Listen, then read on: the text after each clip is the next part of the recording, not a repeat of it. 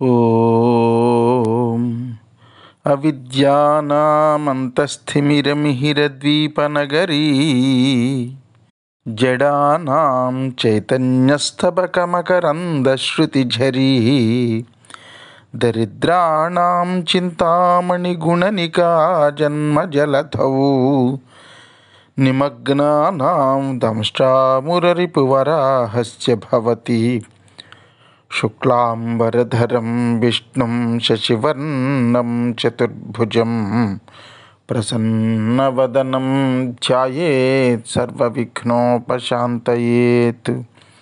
వందే గురుపదద్వంద్వమవాన్మనసగోచరం రక్తశుక్లప్రభామిశ్రమతర్క్యం త్రిపురం మహః.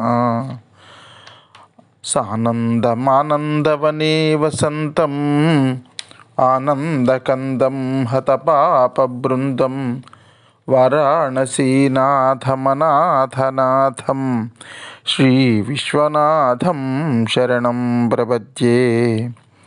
విశ్వేశం మాధవం ఢుంఢిం దండపాణిం చ భైరవం వందే కాశీగుహాం గంగాం భవానీం మణికర్ణికాం. హర నమః పార్వతీపతయే హర హర మహాదేవ శంభో శంకర. శివశర్మ ఆ వైకుంఠానికి వెళుతున్నటువంటి విమానంలో ఎక్కిన తర్వాత విష్ణుదూతలు అనేక లోకాలు చూపిస్తున్నారు.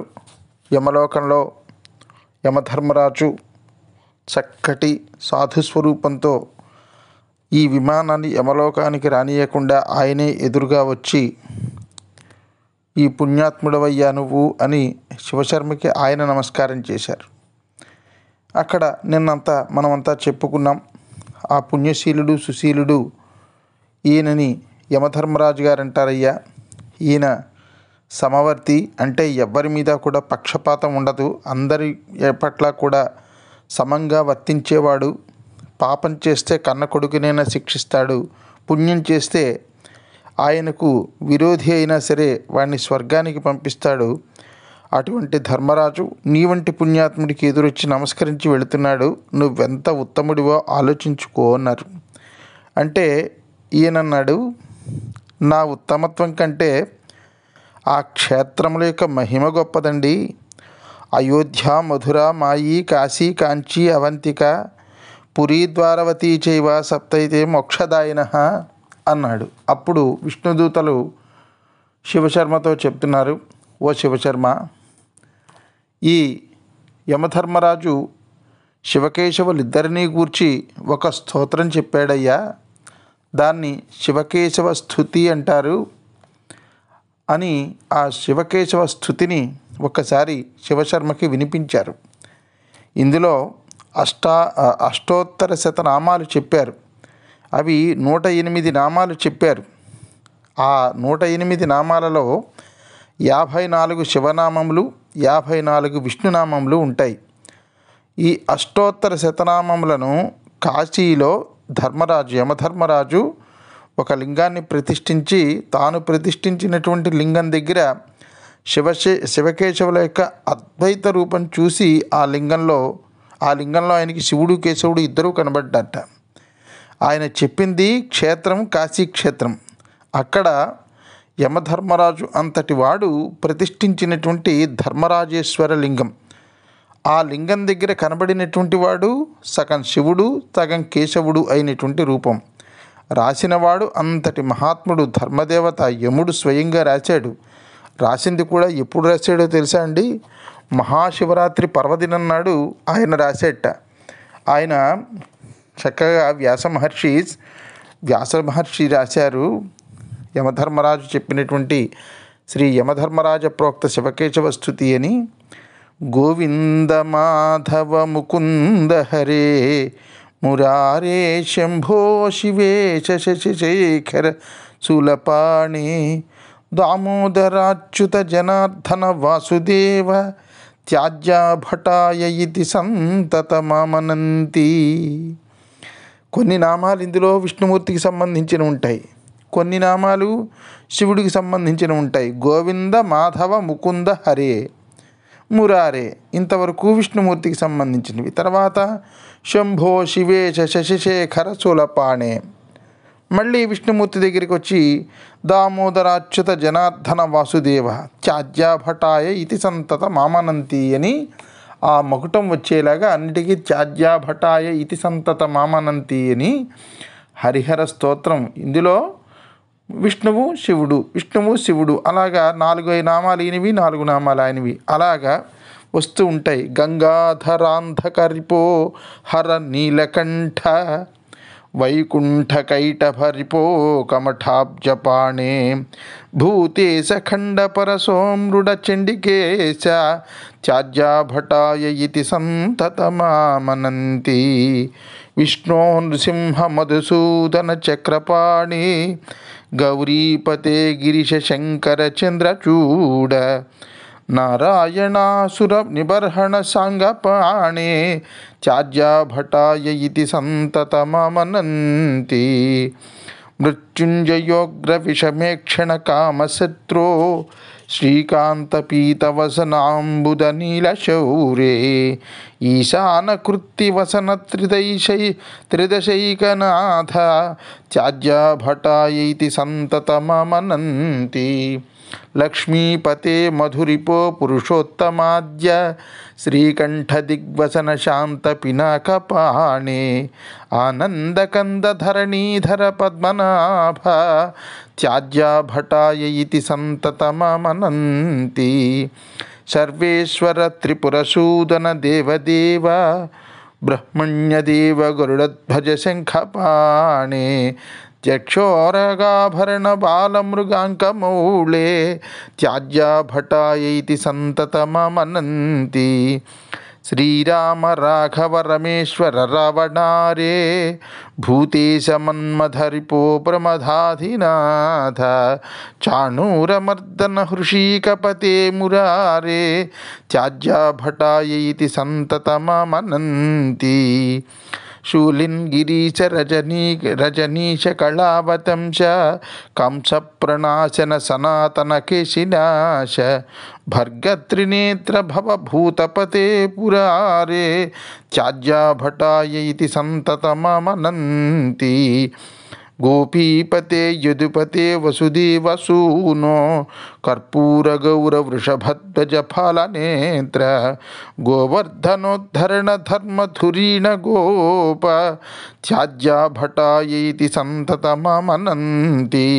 స్థాణో త్రిలోచన పినాకధర స్మరారే కృష్ణానిరుద్ధ కమలాకర కల్మషారే విశ్వేశ్వర త్రిపథగార్ధజటాకలాప త్యాజ్యాభటాయ ఇతి సంతతమమనంతి అని వ్యాస మహర్షి సంస్కృతంలో అత్యద్భుతమైనటువంటి శ్లోకాలు శివకేశవులు ఇద్దరికీ సంబంధించినటువంటి అష్టోత్తర శతనామ స్తోత్రంలాగా అందించారన్నమాట.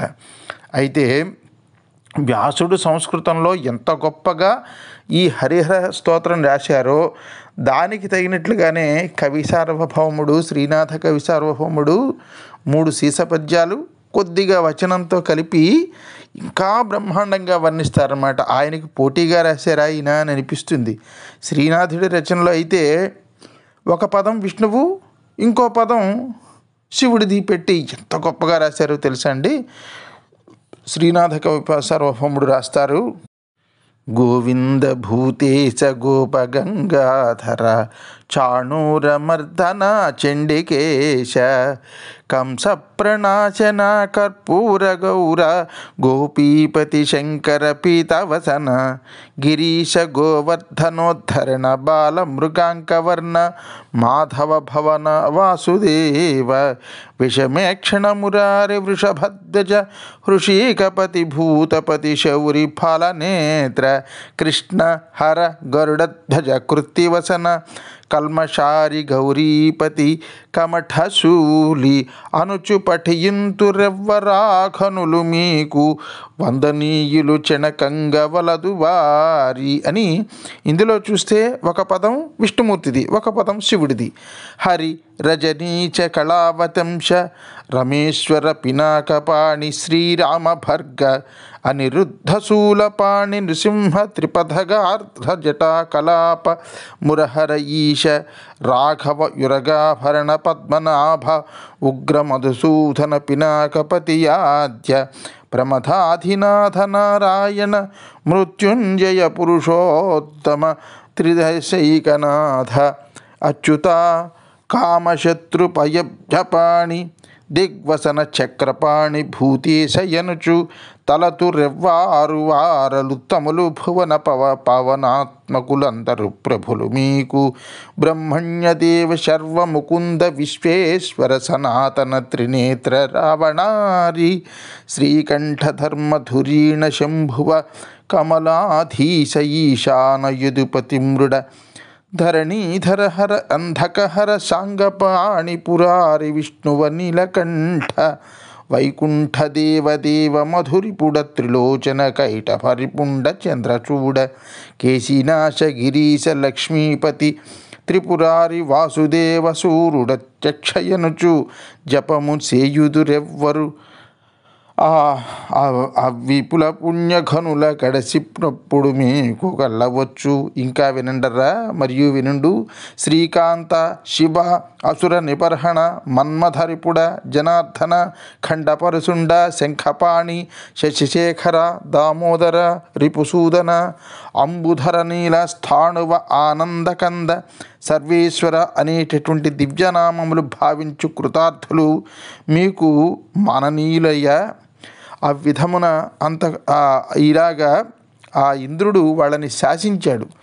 ఈ శివకేశవ క్షేత్రం యమధర్మరాజు కాశీలో తాను స్థాపించినటువంటి లింగం ఎదురుగా శివకేశవులను ఇద్దరిని ఆ లింగంలో చూస్తూ చెప్పగానే ఈ స్తోత్రం శివకేశవులు ఇద్దరూ విన్నారట. విని ముక్తకంఠంతో అక్కడికి వచ్చి ఇద్దరు ముక్తకంఠంతో ఒక వరం ఇచ్చారు యమధర్మరాజుకి. ఇటువంటి స్తోత్రం అపూర్వమైనటువంటి స్తోత్రం ఎవ్వరి చేత ఇప్పటిదాకా రచింపబడలేదు. ఈ స్తోత్ర ప్రభావంతో నువ్వు ధర్మమూర్తి అవుతావు. కలియుగాంతం వరకు కూడా నువ్వు యమధర్మరాజు అవుతావు. కలియుగాంతం అయిపోయిన తర్వాత శివుడిలో నువ్వు కలిసిపోతావు. కాశీలో శివలింగం ప్రతిష్ఠ చేసినటువంటి పుణ్యంతో శాశ్వతంగా నువ్వు కైలాసవాసుడితో కలిసిపోతావు అని వాళ్ళిద్దరూ చెప్పారు. యమధర్మరాజు ఏం చెప్పాడు తన భటులకి? నేను చెప్పినటువంటి ఈ హరి అని కానీ హర అని కానీ ఎవరైనా సరే వాళ్ళు అంటూ ఉంటే అటువంటి వాళ్ళకి నువ్వు వాళ్ళ దగ్గరికి మీరు వెళ్ళొద్దు అని ఆర్డర్స్ పాస్ చేశాడు. ఎవరైనా శివుణ్ణి కానీ కేశవుణ్ణి కానీ తలచుకుంటూ ఉంటే వాళ్ళు మీకు అత్యంత పూజ్యనీయులు. వాళ్ళకి మీరు చాలా దూరంగా ఉండండి. వాళ్ళు ఉత్తములు. వాళ్ళు మీకు నాలాగే నేను ఎలాగైతే ప్రభువునో వాళ్ళు కూడా మీకు ప్రభువులు అని వాళ్ళు ఏదైనా ఆజ్ఞలు కానీ ఆర్డర్స్ కానీ పాస్ చేస్తే మీరు శిరసావహించవలసిందే. ఈ హరిహరనామ అష్టోత్తర శతనామ స్తోత్రం ఎవరైతే పఠిస్తూ ఉంటారో అటువంటి వాళ్ళకి శివ విష్ణు చిహ్నములు ధరించే వాళ్ళకి యమదూతల యొక్క దర్శనం ఉండదటండి. ఈ శివకేశవ స్తోత్రం నిత్యము పఠించేటటువంటి వాళ్ళకి పునర్జన్మ ఉండదు అని విష్ణుదూతలు శివశర్మతో చెప్తూనే ఉన్నారు. ఇంతలో ఆ విమానం రివ్వున ప్రయాణిస్తూ మరో లోకానికి ప్రవేశించింది అనేటటువంటి ఈ ఘట్టం దగ్గర ఈరోజు కథాభాగాన్ని ముగించుకుందాం. రేపటి కథాభాగం ప్రారంభించుకునేంత వరకు స్వస్తి ప్రజాభ్య పరిపాలయంతాం న్యాయేన మార్గేణ మహిమహీషాః గోబ్రాహ్మణేభ్య శుభమస్తు నిత్యం. లోకా సమస్తా సుఖినో భవంతు. శ్రీ కాశీ విశ్వనాథ భగవాన్ కీ జై.